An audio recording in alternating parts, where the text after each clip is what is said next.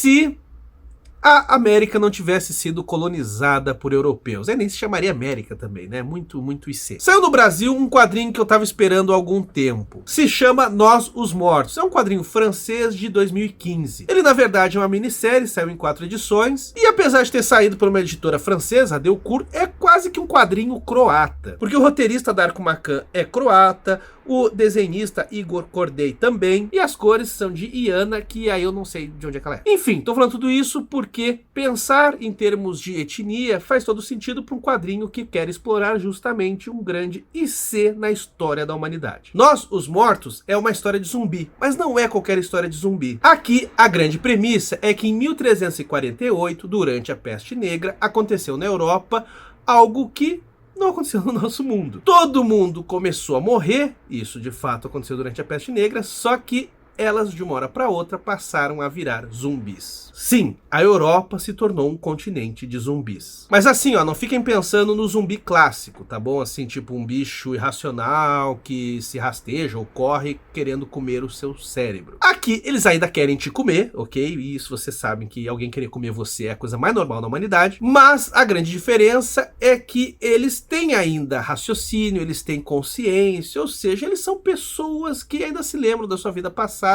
basicamente mortos-vivos. Só que mortos-vivos que se tornam racionais quando vem ainda um que está vivo, que não foi tocado pela chaga, pela peste. Isso vai ter um efeito gigante nessa sociedade, porque essas pessoas que morreram, bem, ok, elas voltaram à vida. Só que a partir disso, a Europa meio que estaciona. Até chegam a surgir novas crianças, mas são crianças zumbi. Isso é uma coisa meio maluca nessa história. Mas o fato é que, apesar de ter esses nascimentos, você não tem uma mudança geracional. São as mesmas pessoas desde sempre, condenadas à eternidade. Não é por acaso que a história começa sendo narrada por um padre irlandês. Esse padre também se tornou um zumbi, mas ele ainda escreve, ele reflete, ele reza. Ele basicamente tem a mesma vidinha que sempre teve. Mas muito ele se questiona se isso que as pessoas estão vivendo à sua volta, se isso é o paraíso, é a vida eterna prometida na Bíblia, ou se é uma coisa muito ruim que eles não sabem direito o que é. Só isso já é interessante, né? O quanto que a promessa da vida eterna pode ser uma maldição. É o que eu sempre penso, né? Imagina a merda, você morre e você diz assim: puta, eu ainda tô aqui. Eu ainda sou eu ainda tô sendo o mesmo merda que eu sempre fui. Ah, a vida eterna é tão boa. Não, cara, não! Eu quero morrer, porra! E apesar das piadinhas que eu estou fazendo aqui, isso faz muito sentido, porque se trata de um princípio da conservação eterna. Aquilo que você é, você vai continuar sendo para sempre. E é isso que recai sobre toda a Europa. Porém, o quadrinho não é exatamente sobre esse mundo de zumbis, e sim o quanto que o resto do planeta se transformou. Porque a gente dá um salto de 666 anos. Ah, trocadilhos. E aí vocês sacaram, né? 1348 mais 666 dá... eu vou ver a calculadora. Deixa eu abrir aqui a calculadora. 1348 mais 666 dá 2014. 2014 faz todo sentido. O quadrinho saiu em 2015, né? Ou seja, agora a gente vai realmente começar no gibi. Estamos no ano de 2014 e como é que o mundo tá? É o que eu vou mostrar pra vocês nesse vídeo. Mas antes eu peço que você curta o vídeo se estiver curtindo, se inscreva caso seja novo por aqui e compartilhe, pô! Tem o sininho aqui pra receber notificação, tem um coraçãozinho pra fazer doação e também você pode ser um apoiador pra sustentar essa bagaça aqui, né? Tem um monte de recompensa legal, como lives aqui comigo, grupo de estudo, grupo no Telegram, sorteio de gibi. Eu vou deixar o link do nosso apoio na descrição do vídeo no primeiro comentário fixado. Mas vamos lá, vamos voltar para Nós, os Mortos. Como eu já disse aqui para vocês, a Europa estagnou, estacionou. Aquelas pessoas são sempre as mesmas, então elas mantêm o mesmo estilo de vida que elas tinham em 1348. Ou seja, a Europa, em 2014, ainda é uma típica Europa medieval. Só que com tudo mais decadente, com menos gente, porque muitos desses zumbis acabaram se matando. Sim, eles podem morrer desde que eles estourem a própria cabeça. E por causa disso tudo, as grandes navegações, a colonização do resto do planeta, feita por europeus, não aconteceu. Daí que logo no começo da história, a gente vê o que aconteceu no continente americano. Que nem americano se chama, porque Américo Vespúcio não chegou lá. E daí vem a parte que eu tava mais interessado e que sinceramente eu achei a mais pobre. A premissa é boa, acompanha o raciocínio. Não teve a colonização. As diferentes etnias indígenas continuaram aqui e foram se desenvolvendo. Só que os quadrinistas mostraram basicamente que em 500 anos de não colonização, eles continuaram mais ou menos iguais. E isso até não chega a ser algo de todo improvável, afinal a própria ideia de progresso é uma ideia eurocêntrica. Porém, eu senti falta de mais criatividade, ou seja, de explorar certos aspectos culturais das diferentes nações indígenas que existem aqui e o quanto que talvez algumas coisas possam ter mudado ao longo do tempo. Só que esse quadrinho, primeiro, cultura indígena mesmo, tem quase nada. A única coisa que a gente vê que mudou é que basicamente se consolidou um imperialismo inca. Os incas dominaram os astecas, os maias e todas as outras nações. E isso é legal, mas também tem limites. Porque ao longo da história, não é explicado como é que se chegou a isso. Como é que os incas conseguiram fazer com que os astecas se resignassem a serem simplesmente militares, burocratas do governo inca. Também não é explicado, também não é desenvolvido por que os maias se tornaram apenas a classe artística. E por que eles se tornaram apenas a classe artística? Isso, sabe, é meio... Por quê? E aliás, cabe dizer, muito daquilo que a gente conhece como cultura maia, na verdade eram diferentes povos. Já quando os espanhóis chegaram, muitos desses povos já tinham migrado, já não eram bem mais os primeiros, enfim. Ou seja, tem muito pano de fundo aí, tem muita coisa. Eu, inclusive, não domino esse assunto, mas sei que tem muita história por trás e a gente muitas vezes só fica com os estereótipos na cabeça. E não por acaso esses preconceitos fazem com que a história comece com o príncipe inca sacrificando todos do povo Lakota. Sim, tem uma fila de indígenas Lakota e ele tá matando um por um. Por que isso é um tanto estereotipado? Gente, o sacrifício, inclusive na cultura inca, não é uma coisa que você faz de qualquer jeito. Sacrifício não é a mesma coisa que genocídio. E, inclusive, o sacrifício é algo honroso, muito, inclusive, para aquele que é sacrificado. Não é qualquer um que é sacrificado, vocês estão entendendo? Não é qualquer cara que você pega e fala, deixa eu te matar aqui e te oferecer aqui pros deuses. Porra, é pros deuses, cara. Tu não vai oferecer carne de segunda. Daí que esses sacrifícios muitas vezes eram de crianças, porque a criança, ela é pura. E antes que vocês digam assim, nossa, que cruel, sim, de fato, é um troço pesado, mas cabe dizer que essas crianças eram, desde o nascimento, muitas vezes preparadas para isso, havia toda uma série de cuidados sobre elas e até mesmo na hora do sacrifício havia um cuidado para que elas não sentissem dor. Portanto, um povo que oferece suas crianças para os deuses é um povo que, na verdade, leva muito em conta a instância do sacrifício. Esse sacrifício também poderia ser de inimigos, mas também não é de qualquer inimigo, não é daquele cara lá que tu enfrentou e tudo bem. Não, é o sacrifício dos guerreiros valorosos, daquele seu inimigo que é digno de respeito. Daí que, portanto, mesmo para aquele que foi capturado e que agora vai ser sacrificado, acaba sendo um gesto de honra tá fazendo parte disso tudo. Inclusive aqui nos modernistas brasileiros teve todo um impacto a ideia da antropofagia. E caso você não saiba, a antropofagia é canibalismo. Porque os tupinambás, eles de fato comiam outras pessoas. Mas, de novo, não era de qualquer jeito. Inclusive um guerreiro que era deixado de lado no campo de batalha, aquilo sim era desonroso. Agora, ser devorado, fazer com que você continue vivo nas vísceras do outro, pois bem, isso é o reconhecimento do quão valente, do quão valoroso você é. Basicamente, a ideia é: se querem me comer, é porque eu sou gostoso. Se tanto me querem, alguma coisa boa eu tenho. Enfim, tô puxando tudo isso para dizer o seguinte, aqui no quadrinho não tem nada disso. O Sapa Inca virou basicamente o líder de todo o continente, ou algo assim, também não fica muito claro. Os Aztecas viraram os milico. Os maias é Caetano Veloso. Aliás, também as prostitutas também são maias, ou seja, as mulheres de conforto. Coisa horrível isso. E o genocídio é algo natural. Sei lá. Outra coisa que me intriga um pouco nessa história é que, de fato, os incas não tinham escrita. E nessa história a gente vê o príncipe inca, que vai se tornar o protagonista da nossa história, acompanhado de um outro figura ali da realeza, que é a memória dele. Sim, o príncipe inca tem ao lado dele um outro inca, que é a memória do príncipe. Como eles não escrevem, eles escolhem pessoas que têm uma memória deslumbrante para servirem como grande registro de todos os acontecimentos. E, obviamente, isso vai sendo repassado pela tradição oral. E ok, a nação inca acabou se tornando um grande império, então subjugou todo mundo e aí impôs isso. Só que, sei lá, né, tipo, os maias já tinham escrita. E os astecas também já tinham alguma coisa. Não era tão sofisticado quanto os maias, mas também já tinha algo ali. O quadrinho podia, inclusive, ter explorado isso, né, dentro daquela própria cultura, desse próprio império, esse embate cultural, ideológico, entre aqueles que escrevem e aqueles que preferem apenas repassar as memórias. Mas não, né? Nada disso tá ali e enfim. Isso sem falar também na questão religiosa, que é completamente deixada de canto aqui. O que eu acho uma sacanagem. Pô, a história começa com um padre irlandês, portanto, o cristianismo vem com força. Daí quando a gente vem aqui pro nosso continente americano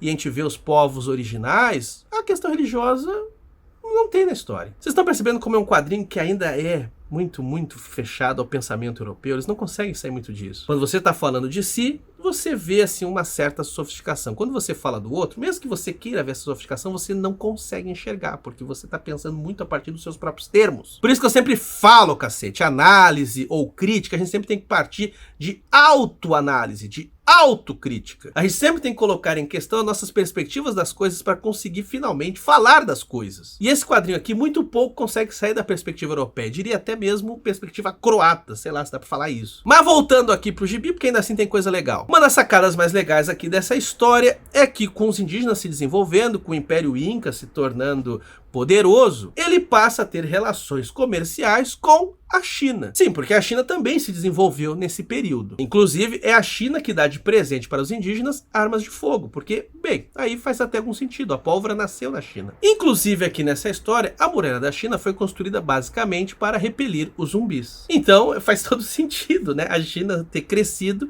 com base numa muralha gigantesca. E, inclusive aqui na China, que a gente vê que nesse momento está sendo governada pela dinastia Han, um nome que eles meio que deram qualquer nome assim que lembrasse de chinês. Mas o lance é que essa dinastia Han, nesse momento aqui, ela parece viver de escravidão dos japoneses. Não fica claro que são japoneses, mas o papo ali dá a entender que é isso mesmo. E ao longo da história a gente vai ver que começa uma rebelião. Os japoneses conseguem se voltar contra a dinastia Han e dão uma porrada na China. Porém, eu aqui tô me atropelando, eu nem tô contando as coisas de forma linear, porque na verdade a história toda começa quando o imperador Inca, sabendo que existe, para além do mar, uma terra onde as pessoas não morrem, ele resolve encomendar uma expedição até esse mundo desconhecido. O Sapa Inca aqui, ele é mostrado basicamente como um cara muito corrupto. É um velho escroto, nojento até não poder mais. E ele quer ser um morto-vivo para que ele continue sendo imperador para sempre. Daí que parte nessa expedição o seu filho, o príncipe, acompanhado da sua esposa, mais um general asteca e o último dos Lakotas, que basicamente foi o único indígena que o príncipe não matou porque achou ele uma figura curiosa. Além disso, seguem com eles 2 funcionários públicos da realeza Inca. Um deles é a memória do príncipe, como eu já falei aqui para vocês, e o outro é meio que pau pra toda a obra, mas também é namorado desse cara que é a memória. Aliás, talvez seja o ponto mais interessante aqui desse quadrinho, mas que também é pouco explorado. O quanto que as relações sexuais entre as pessoas que não tiveram uma colonização cristã é completamente diferente daqueles que foram cristianizados. Não há, por exemplo, como a gente vê aqui, tabu sobre homossexualidade. E até mesmo a fidelidade está longe de ser nos termos que a gente está acostumado nos dias de hoje. O general asteca come a princesa Inca na frente do príncipe. Em partes isso acontece porque o príncipe é impotente, mas isso não vira motivo ali para uma crise sem fim. Não, ok, não gostei que comeu ali ela e tal, mas enfim, deixa quieto. Não que isso seja fiel, até porque é muito provável que se um general comesse uma princesa, ia dar merda seja onde for. Mas eu gostei que durante o quadrinho, certas palavras, certas ofensas, às vezes machucam mais do que basicamente você ter transado com a esposa ou com o marido de alguém. E isso, do ponto de vista das diferenças culturais, faz todo sentido. É a nossa cultura que tem essa ideia muito forte, muito vinculada da ofensa relacionada à posse sexual de alguém. Daí que a gente costuma chamar, por exemplo, quem a gente não gosta de corno. Daí que vai ser natural para outras culturas ser muito mais incômodo você ser chamado de, sei lá, preguiçoso, desonroso, relaxado. Conforme a gente vê aqui nesse quadrinho, inclusive, o que mais incomoda o príncipe Inca é o quanto que talvez eles não esteja à altura daquilo que os deuses confiaram a ele. Por isso que a posse sexual da sua esposa está longe de ser a sua preocupação principal. Mas voltando aqui, o bacana é que em 2014 as pessoas viajam de avião, ou melhor dizendo, de barcos presos em grandes balões, basicamente dirigíveis. E é a partir desses dirigíveis que eles conhecem o mundo todo. E é num deles que, portanto, segue essa expedição que eu falei para vocês em direção à Europa em busca da fonte da juventude. Isso é um mito maravilhoso, porque muitas vezes foi pensado que a fonte da juventude estivesse escondida aqui no continente americano. Só que como aqui no quadrinho a gente fica sabendo que as pessoas não morrem mais na Europa, bom, aí a coisa se inverte. São os indígenas que começam a pensar que existe uma fonte da juventude escondida na Europa. Não preciso dizer que vai dar merda e todo mundo vai se decepcionar, porque eles vão chegar lá e vão descobrir que é só um bando de morto-vivo. Inclusive vai ter golpe de estado ali entre os incas, os astecas vão voltar para o poder, depois eles também vão sair do poder de novo, enfim. O bacana disso tudo é que a gente começa a ter uns vislumbres de como é que é esse mundo alternativo alternativo e de como é que o imperialismo tem novas faces. Porque afinal, nesse mundo alternativo, a gente acompanha também determinadas nações africanas. E ali a gente vê que as coisas aparecem de uma maneira bastante pobre. De novo, critico aqui os autores, para quem eu acho que faltou muita imaginação. Porque, ok, pode-se dizer que talvez a África de 2014 sem colonização estivesse toda ela igualmente miserável. Cara, é meio brabo comprar essa ideia, né? É difícil comprar a ideia que um continente que não foi colonizado ficou por séculos com nações decadentes e que hoje são só pequenos grupos vivendo entre ruínas de um povo que não tá mais lá. Mas enfim, essa é a África que é retratada aqui. Muito complicado isso, né? Já os eslavos aparecem aqui como aqueles que conseguiram sobreviver à praga zumbi, mas só conseguiram se fechando em feudos e vivendo numa estrutura muito familiar. Inclusive, um dos momentos mais legais é que a gente descobre que quando um jovem é ferido em batalha, o que os eslavos fazem é deixar esse jovem por 2 dias trepar com todas as mulheres do grupo, todas as mulheres da família, e no terceiro dia, aí esse cara é sacrificado. Quanto ao imperialismo, que eu comentei aqui, pois bem, ele agora tem uma nova face. E ela se dá muito pelo fato de que o general Azteca, quando chega aqui e que logo depois acaba morrendo, pois bem, ele enquanto zumbi percebe que existe uma oportunidade. Ele acaba se aliando com os turcos e percebe que o melhor exército que pode existir no mundo é um exército de zumbis. Afinal, os zumbis não podem ser mortos e eles podem ser adestrados. É a partir disso então que a gente começa a ver todo um avanço violento sobre o continente europeu. Essa talvez seja das partes mais interessantes e também passíveis de gerar uma série de alegorias nessa história. Porque cá entre nós, né, até que ponto o colonialismo não é exatamente uma espécie de imagem da morte. Morte cultural, morte do povo, é uma espécie de extração da vida que existia naquele lugar. Daí que enxergar o colonizador como aquele que só se sustenta, só para de pé, sugando a vida do outro, é algo que faz todo sentido. Tem mais coisa aqui nesse quadrinho. Tem o Papa, que inclusive a gente não sabe bem direito quem é o Papa, porque os outros também estão vivos, então tem vários aí dizendo que são o verdadeiro Papa. Inclusive um desses papas é um zumbi crucificado, porque ele não morre, então ele tá ali sempre preso na cruz para dizer que ele é o Papa. Eu acho isso uma das melhores imagens desse quadrinho. É chocante, é repulsiva, é forte, inclusive de significados. Também tem um cientista que consegue conservar só a sua cabeça e ele tem crianças zumbis ajudando ele. É uma figura meio Isaac Newton.